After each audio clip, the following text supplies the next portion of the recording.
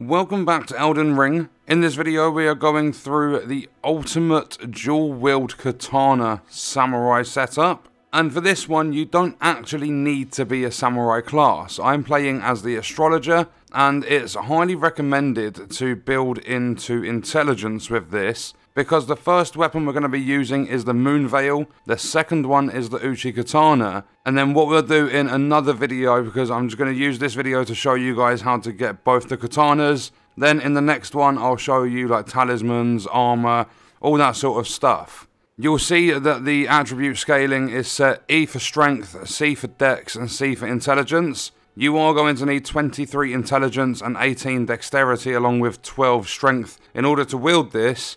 And the Uchigatana itself isn't anywhere near as demanding as this, even though realistically it shouldn't take you too long to get the stats together to actually use this. And if you have a look at the passive effect, it causes blood loss build-up, which is incredibly helpful. And just quickly before we go any further into the video, if you're not currently subbed to the channel, make sure you do sub, turn notifications on. If you enjoy the video, don't forget to leave a like, all support is greatly appreciated. And if you want to support me further as a creator, then check out the links in the description. Let's get back to it.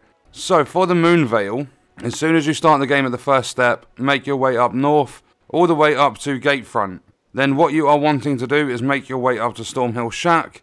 Then from Stormhill Shack, you're going to want to make your way up here. We're going to go for the Moonveil first. And as soon as you get to Summon Water Village outskirts, what we're going to do is make our way to the rear entrance of Gale Tunnel. So I'll see you guys when we get to the outskirts of Summon Water Village. So when you get to Summon Water Village, if you just head northeast, more to the eastern side, go straight through all of the water. There might be a boss that spawns here, but you can just avoid them. Then as soon as you see the massive cliff in front of you, what you're going to do is make your way down. There's going to be a big dude on the path. So the big dude's down here, and what we're going to do is make our way underneath him. So just come down to his right hand side. He's too slow to really chase you. But when you do get down here, if you do a 180 round to your right hand side, then you are going to see in front of you the rear entrance to Gale Tunnel. So make your way in here. And as soon as you get all the way along, there is going to be a site of grace.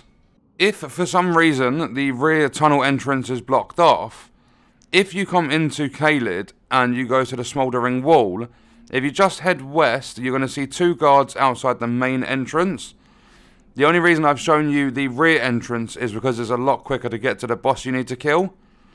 So from the rear entrance, if you make your way through here, on the left hand side you're going to have double doors. There's going to be a boss inside this room. Once you've killed the boss, you will be given the Moonveil Katana. What we are going to do after obtaining the Moonveil is come to Saint's Bridge. We are going to get the Uchigatana. So from Saint's Bridge, if you just head west, and this would have been on your way to Summon Water Village anyway, but head west, and then what you're going to do, if you're playing as a samurai, you would have started the game with an Uchigatana.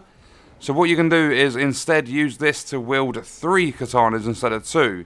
That way you can have the Moonveil set up to how it is. You can run one of the Uchigatanas as a lightning or fire katana, and then you can have one of them for pure physical damage. So it's really going to give you a lot of variety if you run 3 katanas. But because I started as astrologer, I don't get an Uchigatana, so I'm only allowed one of them. So as soon as you get in here, this is called the Death Touched Catacombs. Make your way down here. You're going to avoid all the enemies in here. Make your way down, come to the left. At the bottom there's going to be a skeleton, just ignore him. Then what you want to do is underneath these stairs, run through here. And then on your left hand side, come through here, and sitting on this ledge is the Uchigatana. Then what you've got to do is avoid all the contact with the skeletons that have spawned in, like these two. And make your way back through. You might want to fight them, you might want to try and just roll out the way of them. But all you've got to do is make your way back up to the site of grace. And as soon as you get back up here, if you rest, it will reset all the aggro. Then you can make your way all the way back outside, and you can fast travel away from here to anywhere you want. So at this stage, I'm going to leave you guys to go and get yourselves some smithing stones to level up your Uchigatana, and I'm going to let you grab some somber smithing stones to level up your Moonveil. I've got mine to +6, it caps at +10, just purely because all the weapons in the game that use the somber smithing stones, they seem to cap at +10, whereas this Uchigatana, I believe you can get it up to +25. And this one is going to require just your standard smithing stones. This will also cause blood loss build up. It scales with strength and dexterity. It requires 15 dex and 11 strength. So just get your stats up. You can see mine on the right hand side. I'm level 116. But that's the good thing about this game. I'm going to put this build together. I'm going to show you all the talismans and gear and everything to like proper optimize it. And I'm going to run this with an astrologer.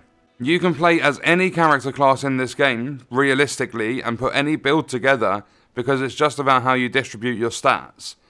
For this build, I would recommend putting a lot of points into intelligence, a fair amount into dexterity, even though I've heard from a lot of people dex doesn't scale properly in this game. And then I would also put points in vigor, because you're going to be up close and personal. But with this combo, if, for an example, I come up to this guy, I hold my left trigger and I right bumper, it's going to do a horizontal slash. If I then hold my left trigger and do my right trigger, it does a heavy over-the-top vertical slash.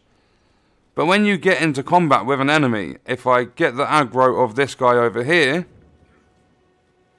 I have absolutely no way to block. I'm not running a shield or anything like that. So let him attack. And then you've got very, very speedy attacks.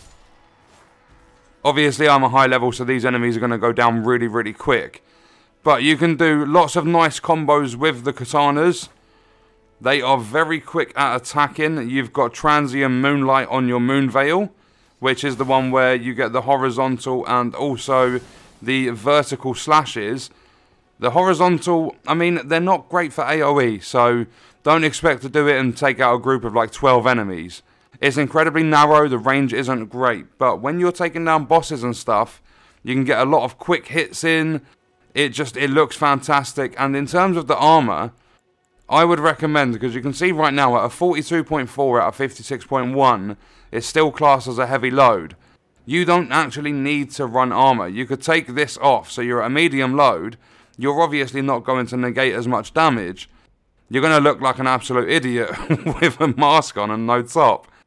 But you'll be able to get the quick medium load rolls in, unless you've put points into endurance and stuff. And then you can just come up to enemies and just absolutely ruin them. But what we will do in the future videos for this, because I will do more to put this build together even better, is we will go through talismans, armor, all that sort of stuff. Because realistically, because I've taken the chest piece off, if I go back into the Sight of Grace, you could run something like the Clean Rot helmet. You could run Radahn's Red Mane helm. There are lots of heavy armor sets that you can run. And that's purely because you're not going to use the chest. Or you might want to not use a mask. Or you might want to take your legs and gloves off. You can do it any combination of armor. But if you are at a heavy load, I strongly recommend just taking off one bit of armor. Just purely because a heavy load is not going to work. You need to be able to roll around. This build is going to consume a lot of stamina and a lot of FP. Because if I use Transient Moonlight and I do the heavy overhead vertical slash, you'll see the FP that is used at the top left with the blue bar.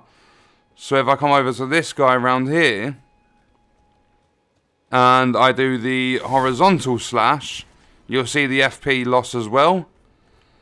And then using just their normal attacks, they've got quite high stamina consumption.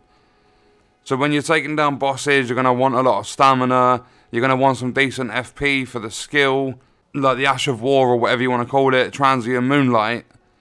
But the katanas themselves are easy to get hold of. As I said, you can wield 3 of these.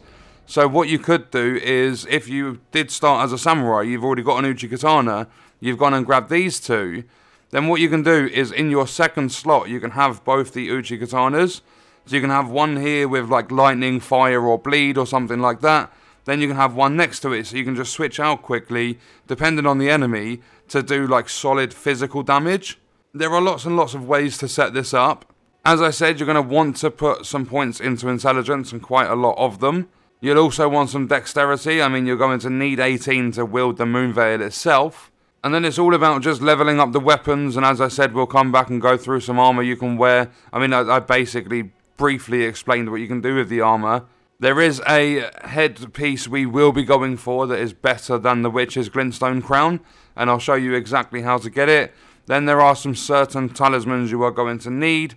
And then even with the Flask of Wondrous Physic, realistically, I would maybe keep the Intelligence not Crystal tier, but run the Opaline Bubble tier. But we'll get into all of that in detail in the next video. On that note, that's going to do it for this one. Let me know your thoughts and stuff about this build and the beginning of it in the comments. And I'll see you in the next one. I hope you guys enjoyed it.